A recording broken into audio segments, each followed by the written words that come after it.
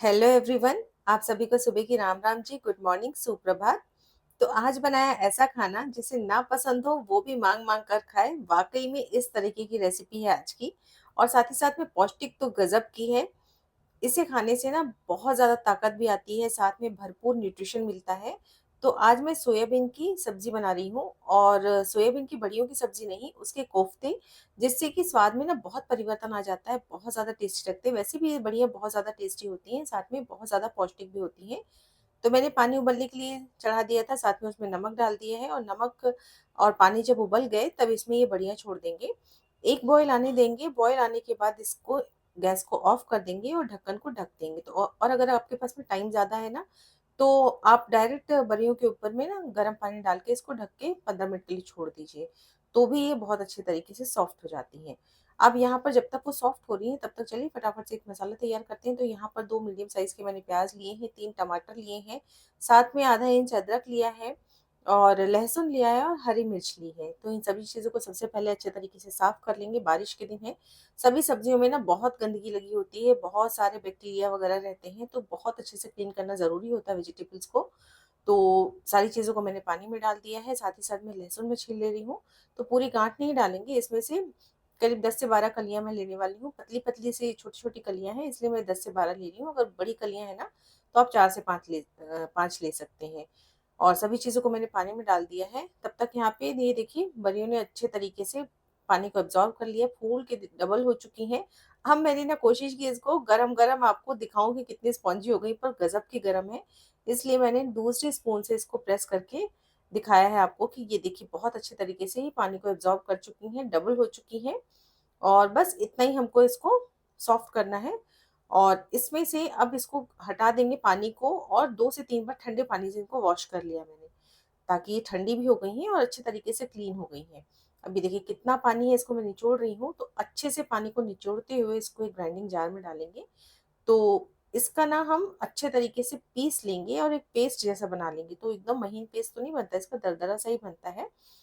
इसमें आधा चम्मच मैंने जीरा डाला है, साथ में 2 हरी मिर्च इसमें डाल दे रही हूँ, साथ में नमक भी डाल दिया है। और इसमें जो भी आप टेस्ट या फ्लेवर ऐड करना चाहते हैं वो कर सकते हैं। मैं बिल्कुल सिंपल सा बना रही हूँ, क्योंकि सिंपल से कोफ्ते में ना बहुत ज़्यादा टेस्ट आता है, मतलब कुछ ज़्यादा मसाले ना डाले जाएँ, सिंपल से कोफ्ते बनाए जाएँ, तो वो इसका जो सोयाबीन का जो टेस्ट है ना वो बहुत उभर के आता है।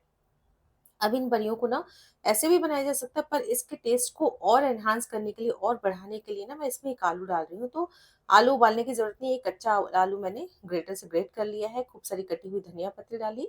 साथ ही साथ में कुछ मसाले, थोड़ा-सा हल्दी पाउडर, थोड़ी-सी कश्मीरी रेड चिली पाउडर और थोड़ी-सी धनिया पाउडर डाल दिया है। देखिए लाल मिर्च मैंने नहीं डाली है, क्योंकि हरी मिर्चों का इस्तेमाल किया है। साथ में 2 चम्मच बेसन डाल देंगे, तो बेसन कम से कम डालिएगा, जिससे कि बहुत ही सॉफ्ट से कोफ्ते बनते हैं। और अच्छे से सभी चीज़ों को मिक्स करेंगे, और इसको आप अपना मनचाहा शेप दे सकते हैं। मैं तो नॉर्मल सा गोल शेप ही दे रही हूँ इसको। तो इसको ये देखिए छोटी-छोटी सी बॉल्स मैंने बना ली हैं। आप चाहे तो सिलिंड्रिकल दे सकते हैं, चाहे तो चपटे-चपटे वाले कोफ्ते बना सकते हैं। मैं यहाँ पर सिंपल सी बॉल्स बनाती चली जा रही हूँ। बहुत आसान है, तो सारी बॉल्स को इस तरीके से दोनों हाथों के बीच में गोल करते हुए हम तैयार कर लेंगे। और यहाँ पर ये देखिए ये सारी बॉल्स मैं तैयार कर चुकी हूँ। लगभग 12 से 15 बॉल्स बनकर तैयार हो चुकी हैं। अब बिल्कुल तेज़ गरम तेल में ना इसको हम डाल देंगे। तो ध्यान दीजिएगा, इनको बॉल्स को डालते समय बिल्कुल ऑयल हॉट होना चाहिए। और जब हम सारी बॉल्स को डाल दें ना, तब इसकी फ्लेम को हम मीडियम कर देंगे, ताकि बॉल्स अंदर तक पक सकें। पूरे टाइम तेज़ आँच में नहीं सेकना है, लेकिन अगर धीमी आँच में डाल देंगे ना, ठंडे तेल में डालेंगे ना, तो ये बॉल्स फट सकती हैं। और अब इनको डालने के बाद छेड़ेंगे नहीं, जब तक ये अच्छे से थोड़ा-सा कलर ना चेंज हो जाए ना, तब तक इनको बिल्कुल नहीं टच करना है, वरना ये टूट जाएँगी। देखिए कलर हल्का-सा चेंज हो गया, तब मैंने इनको अलट-पलट कर लिया है। और अब सेम ग्राइंडिंग जार लिया मैंने, जिसमें कि सोयाबीन को पीसा था। इसमें ये दोनों प्याज़ को कट करके डाल देंगे। साथ ही साथ में अदरक भी, और साथ में हरी मिर्च और लहसुन। इन सभी चीज़ों को मैं इस ग्राइंडिंग जार में बिना पानी डाले क्रश करने वाली हूँ। तो बिल्कुल दरदरा सा क्रश होगा, ध्यान दीजिएगा, इसका बहुत महीन पेस्ट नहीं बनाना है, वरना सब्ज़ी का स्वाद ना चेंज हो जाएगा। और आप चाहें तो ग्रेटर से ग्रेट कर सकते हैं, या तो फिर चॉपर से भी चॉप कर सकते हैं। तो ये देखिए कोफ्ते बहुत अच्छे सिक चुके हैं, तो इनको सिकने में ना कम से कम 7 से 8 मिनट या 9 मिनट भी लगता है, मतलब थोड़ा टाइम लगता है। इनको डालें तब तेज़ आँच में, उसके बाद लो टू मीडियम कर दीजिए, ताकि अंदर तक बहुत अच्छे तरीके से ये सिक जाएँ। बढ़िया से गोल्डन ब्राउन हो चुके हैं ये कोफ्ते। इनको हम बाहर निकाल लेंगे और इस कढ़ाई में से मैंने तेल एक्स्ट्रा ऑयल जो था वो निकाल लिया है। जितना सब्ज़ी के लिए ज़रूरत है उतना ही कढ़ाई में छोड़ा है। और अब एक दालचीनी का टुकड़ा, एक बड़ी इलायची, एक छोटी इलायची और छोटा-सा टुकड़ा जावित्री का मैंने लिया है और एक तेज पत्ता। तो ये खड़े मसाले मैंने एक हाथ में ले लिए हैं इसमें डालने के लिए तेल में। पर खड़े मसाले डालने के पहले इसमें half tea spoon mustard seeds और हाफ टी स्पून जीरा डालेंगे। दोनों चीज़ों को अच्छे तरीके से तड़कते साथ में ही इसमें हम सारे खड़े मसाले डाल देंगे। तो खड़े मसाले जब तेल में भुनते हैं ना तो बहुत ज़्यादा अच्छा टेस्ट आता है सब्ज़ी में। और इसके बाद यहाँ पर हम सारा प्याज़, लहसुन, अदरक का मसाला डाल देंगे। तो मैं आपको फिर से बता रही हूँ, प्याज़ को पीस कर डालेंगे ना तो सब्ज़ी का स्वाद थोड़ा-सा परिवर्तन आ जाएगा सब्ज़ी के स्वाद में। पर अगर इस तरीके से डालेंगे ना तो बहुत दरदरा सा मसाला बनकर तैयार होता है। ग्रेवी जो होती है ना बहुत दरदरी सी बनती है जो बहुत टेस्टी लगती है। आप चाहे स्मूथ ग्रेवी चाहते हैं ना तो बिल्कुल अच्छे से पीस सकते हैं। मसाला अच्छे से भुन चुका तब इसमें हल्दी powder, red chilli powder, Kashmiri red chilli powder और 1 चम्मच धनिया पाउडर डालेंगे। तो ये मसाले आप अपने इच्छा के अनुसार कम-ज़्यादा कर सकते हैं, जितना आप डालते हैं हिसाब से डाल सकते हैं। और इसमें मैंने यहाँ पर 3 टमाटर पीस लिए थे जो हमने वहाँ पे वॉश किए थे सारी सब्जियों के साथ में, उसको डाल दिया। साथ में जार में जितना टमाटर लगा था उसमें आधा कप पानी डाल के हिला के वो भी डाल दिया।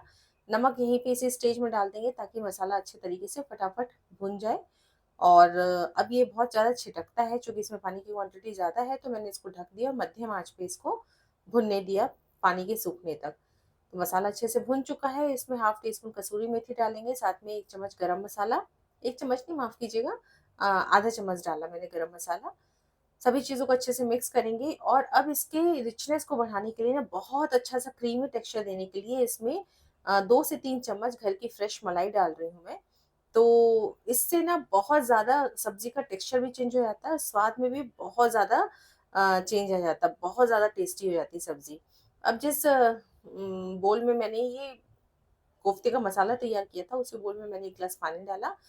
अच्छे से उसको पोंछते हुए पानी इसके साथ में सारा पानी मैंने इसमें मसाले में डाल दिया है। साथ में 1 ग्लास पानी और लिया और आधा ग्लास मैंने और डाल दिया, मतलब 1.5 ग्लास मैंने पानी डाला है। पानी आप अपने हिसाब से डालिएगा।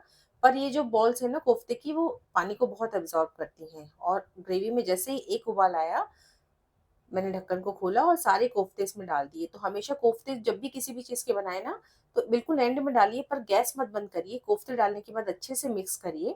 उसके बाद गैस को बंद कर दीजिए और ढक के छोड़ दीजिए। तो 15 मिनट में ये कोफ्ते किसी भी चीज़ के हो, चाहे लौकी के हो, चाहे जिसके भी हों, एकदम सॉफ्ट हो जाते हैं। कोफ्तों को ना कभी भी पकाना नहीं चाहिए ग्रेवी में डाल के वरना वो एकदम से टूटे-टूटे से हो जाते हैं।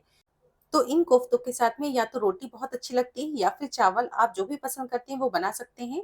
तो मैंने सिंपल गेहूँ के आटे की रोटी बनाई है और लगभग 15 मिनट के बाद देखिए ढक्कन खोला, कोफ्तों ने अच्छे तरीके से ग्रेवी को एब्ज़ॉर्ब कर लिया है। बहुत शानदार कोफ्ते बनकर तैयार हुए हैं।